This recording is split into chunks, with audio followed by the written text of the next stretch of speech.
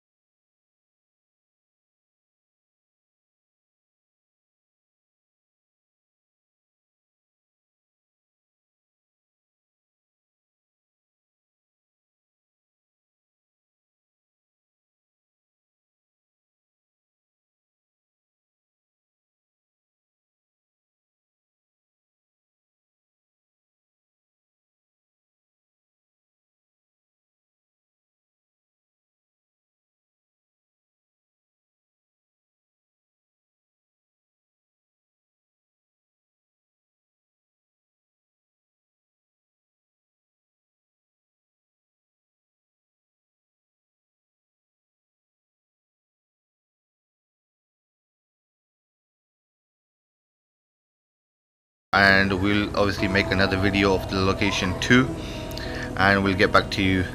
Thank you so much for watching. Have a good day. Bye bye.